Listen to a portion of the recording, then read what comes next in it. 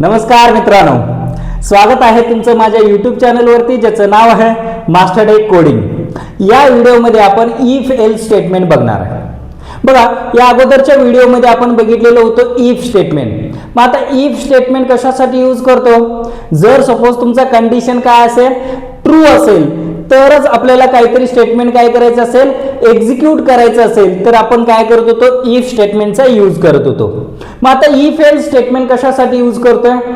जर तुमचा कंडिशन काय असेल, ट्रू असू दे किंवा नसू दे, आपल्याला काहीतरी एक स्टेटमेंट काय करायचं असेल, एक्झिक्यूट करायचं असेल तर आपण कशाचा यूज करतोय, इफ एल्स स्टेटमेंटचा यूज करतोय। म्हणजे कंडिशन तुमचा ट्रू असू दे किंवा फॉल्स असू दे, काहीतरी एखादा स्टेटमेंट आपल्याला काय करायचं, एक्झिक्यूट करायचं असेल तर आपण कशाचा यूज करतोय, इफ एल्सचा यूज करतोय। मग चला आपण बघूया इफ एल्स कशा पद्धतीने काम करतो। आता इफ एल्सचा सिंटॅक्स बघा कशा पद्धतीने आहे। If condition statement 1 else statement 2। Okay, मग आता बघा इफ एल्स स्टेटमेंट कशा पद्धतीने वर्क होतं। ज्यावेळी प्रोग्राम कंट्रोल इफ स्टेटमेंट मध्ये येतोय, प्रोग्राम कंट्रोल इफ स्टेटमेंट मध्ये येतोय तर पहिल्यांदा काय केलं जातो, कंडिशन चेक केली जाते। आणि जर सपोज तुमचा कंडिशन काय असेल, ट्रू असेल तर काय केला जातो, स्टेटमेंट 1 एक्झिक्यूट होतो। आणि स्टेटमेंट 1 एक्झिक्यूट झाला की डायरेक्टली तो काय होतो, एंड ऑफ स्टेटमेंट। तो स्टेटमेंट 2 ला येणार नाही। मग स्टेटमेंट 2 ला कधी येणार, ज्यावेळी तुमचा कंडिशन जो आहे तो कंडिशन जर काय असेल, वो फॉल्स असेल त्यावेळी।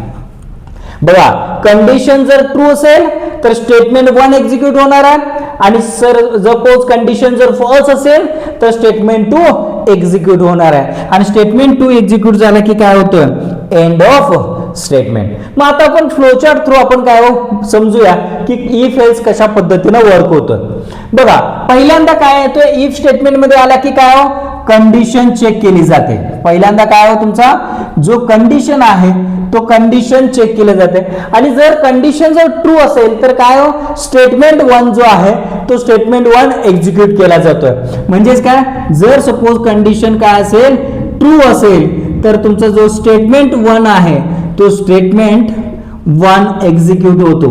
आणि स्टेटमेंट 1 एक्झिक्यूट झाला की कुठे जाणार आहे, एंड ऑफ द स्टेटमेंट। आणि जर सपोज तुमचा जर कंडिशन काय असेल, फॉल्स असेल तर स्टेटमेंट 2 एक्झिक्यूट केला जातोय। म्हणजे कंडिशन जर तुमचा काय फॉल्स असेल तर हा जो तुमचा स्टेटमेंट 2 आहे तो स्टेटमेंट 2 काय होतोय, एक्झिक्यूट होतं। आणि स्टेटमेंट 2 एक्झिक्यूट झाला की काय होतोय, एंड ऑफ स्टेटमेंट। मग ह्या पद्धतीने काय इफ एल्सचा फ्लोचार्ट आहे। मग चला तर आपण एक प्रोग्राम बघूया की काय की एक नंबर आपल्याला युजर कडनं एंटर करून घ्यायचा आहे आणि तो पॉझिटिव्ह आहे का निगेटिव्ह आहे हे आपल्याला काय करायचं, चेक करायचं आहे। मग आता प्रोग्राम स्टार्ट करताना काय पहिल्यांदा hash include stdio.h int main। मग आता आपल्याला काय एक युजर कडनं एक नंबर एंटर करून घ्यायचा आहे। मग त्यासाठी आपल्याला काय एक व्हेरिएबल लागणार, मग इंट n। मग आता युजर कडनं एंटर करून घ्यायचं असेल तर एक मेसेज आपल्याला प्रिंट करायला पाहिजे। मग काय printf enter a number. Store करून घेण्यासाठी काय स्कॅनएफ %d $n। मग आता आपल्याला चेक करायचं तो पॉझिटिव्ह आहे का निगेटिव्ह आहे। मग त्यासाठी काय इफ, मग कंडिशन काय असणार आहे, n इज ग्रेटर दॅन 0 असेल। म्हणजेच काय, n जो युजरने एंटर केलेली व्हॅल्यू आहे तो जर 0 पेक्षा जर मोठा असेल तर तो काय असणार आहे, पॉझिटिव्ह नंबर। मग प्रिंटफ पॉझिटिव्ह नंबर। एल्स जर सपोज तो पॉझिटिव्ह नसेल तर तो काय असणार आहे, निगेटिव्ह नंबर। मग प्रिंटफ निगेटिव्ह नंबर। अँड लास्टला रिटर्न 0। ओके, मग आता बघा एक number suppose for example me 5 enter केलो तर काय 5 इज ग्रेटर दॅन 0 आहे का, आहे, मग त्यावेळी काय प्रिंट होणार, पॉझिटिव्ह नंबर प्रिंट होणार.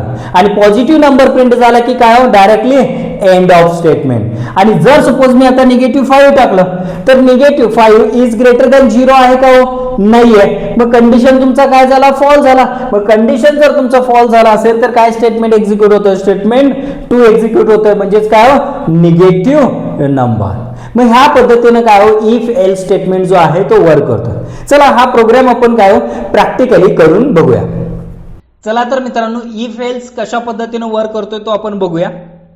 मग आता त्यासाठी आपण एक प्रोग्राम बघणार आहे काय हो, की एक नंबर आपण युजरकडनं एंटर करून घेणार आहे आणि तो पॉझिटिव्ह आहे का निगेटिव्ह आहे हे आपण काय करणार आहे, प्रिंट करणार. मग आता चला त्यासाठी एक व्हेरिएबल लागणार आपल्याला एन. युजरकडनं एंटर करून घेण्यासाठी आपल्याला काय हो, एक मेसेज प्रिंट केला पाहिजे, enter a number, enter a number. आणि स्टोअर करण्यासाठी काय हो, scanf %d, comma ampersand n. Okay, मग आपल्याकडे एक नंबर तर आलेला आहे. मग आता आपल्याला चेक करायचा की तो पॉझिटिव्ह आहे का निगेटिव्ह आहे. मग आता चेक करण्यासाठी काय हो, इफ तो जर नंबर काय असेल हो, 0 पेक्षा काय असेल, मोठा असेल तर तो पॉझिटिव्ह नंबर असणार आहे, अदरवाईज तो काय हो, निगेटिव्ह नंबर.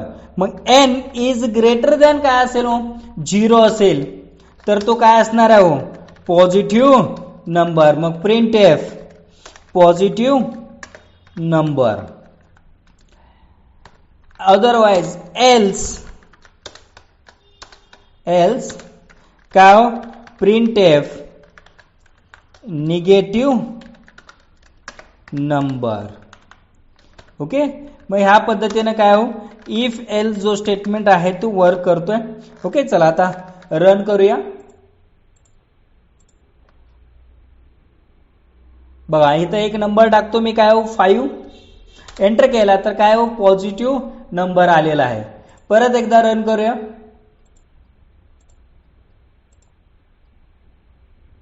बघा आता इथं नंबर टाकतो मी -9, तो काय शो करतोय, निगेटिव्ह नंबर.